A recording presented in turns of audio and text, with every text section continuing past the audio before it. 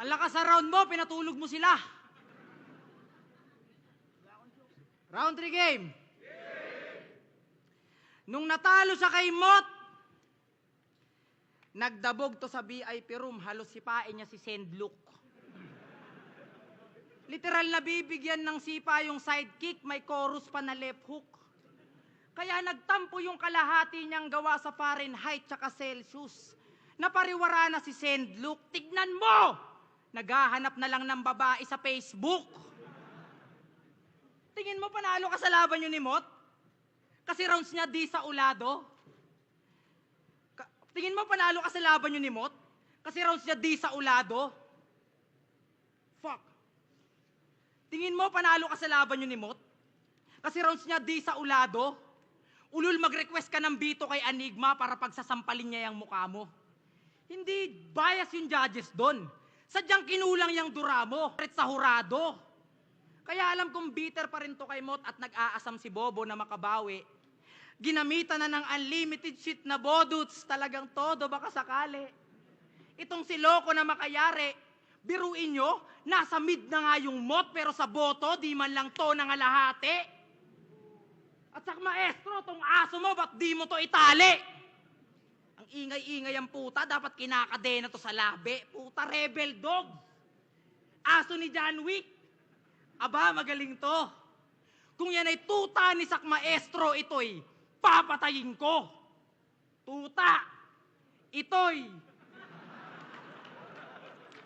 iniwe. Balik tayo sa rebel dogs.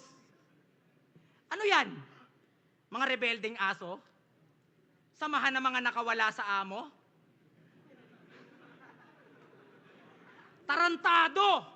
Oo, mga mukha kayong aso, tas yung mga member, puro thunders. Sila daw yung rebel dog at ang paborito nilang kainin, Pampers! Minsan EQ pag nasa village sila. Kala ko ba isda ka?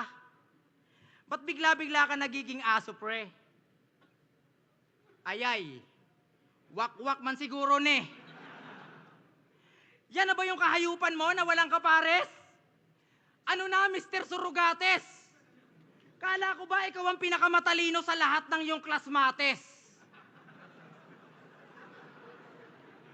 Mas bilib pa ako kay EJ Power kasi sa isa buhay naging class S sa kabila ng pagiging sundalo niya doon sa United States.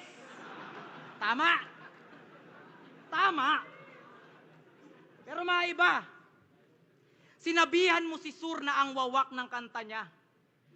Kala ko ba technical ka? Ba't gumagaling ka magpatawa?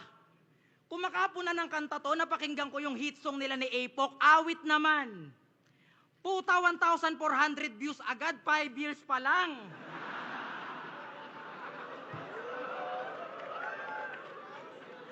Kaya paano to naging rapper kung yung mga kanta wala sa tiyempo? Di ba tumira ka din ng sukat? Ba't parang wala kang alam sa metro? Kaya kung usapang kanta lang, ang masasabi ko sa'yo, more practice pa, Brad. Ako bihira maglabas ng kanta pero laging nominado sa Awit Award. Eh ikaw, tanginang to ayaw ka pakinggan kahit na mga pinsan mo. Kinakahiya pa nga minsan to. Paano? Walang maayos na kanta kaya pag may guesting to sa Lamay, gusto niya akapela na lang. Puta, dinaig pa ni Badang. Tapos bago mag-umpisa, mag-i-intro pa yan. Krega ng uprising sa mga nakakaalam ng round 3 ko kay Balakid, sabayan nyo na lang. Tanginang yan. Eto ba yung dapat nyo hangaan? Mapabattle o kanta, walang talento tong hangal. Kaya bulsa di kumapal. How ironic na ang tagal mo na sa eksena, pero eksena mo di tumagal. Kaya ang dapat gawin sa isdang to, ilabas na yung kawali at yung kalan ay sindihan. Pagkatapos ko to banlawan, agad ko kakaliskisan. At kung magkalutuan man dito, ang masasabi ko sige lang, dahil tong isdang oro na sobrang bobo, gagawin kong sarsyado.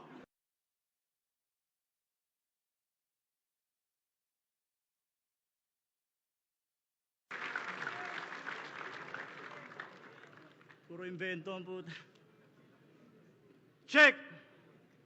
Sa gantong klaseng laro, ang salita ay pandigma na may tugmaang binubuod. Parang dutdutan Pukpukan, dapat yung tinta nanunuot. May unat pang wakas, animoy matandang tipan. Yung espada sa ustisya, sumobra ata yung timbang kasi alam kong nagkukumahogang yung tuhod sa mga oras na to. Si bago mo pa ibuklat na yung pahina, basa ko na ang titulo mo.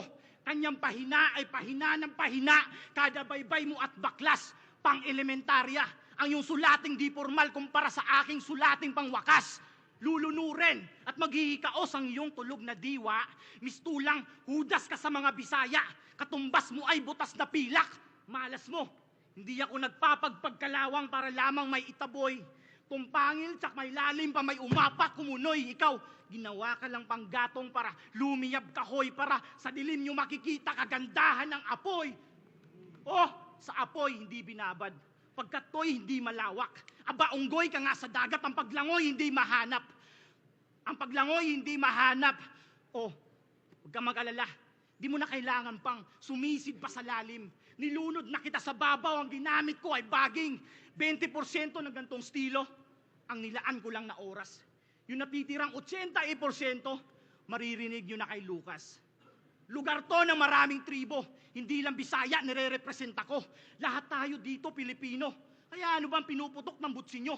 Ang punto ko, ikaw, Nico, o sa Bisaya, Mandire. Di ba kayo nga itong panay biyahe para umiwas maligo sa sarili ninyong ihe? Bisaya daw. Dili ni joke bay. Pisot man eh. Maligo sa sarili ninyong ihe. Pera-pera lang ba? Ang usapin niyan ay para lang sa mga batang walang malay. Kita nyo naman kahit sa entablado may sinusundo ng kanyang nanay. Kesyo, pumapapel naman daw ang tao kahit barya basta pera. Eh yung pera kung walang tao kahit ngayon walang kwenta. Pag may trabaho, may sahod. Simple lang ang patakaran.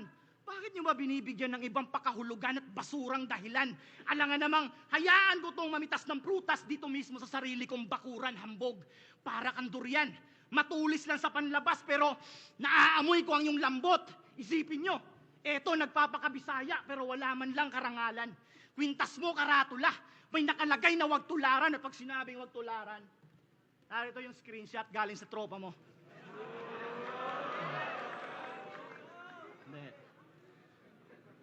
Ano? Ba't sama mo makatingin? Ang pangit no, kapag sa'yo ginawa ang mga bagay na hindi dapat gawin. Magsilbi kang halimbawa, ito ay payong kapatid. Nakakasugat yung dila, mapaminsala, nagiging anyong patalim. Mga hurado, hindi naman sa nangingialam.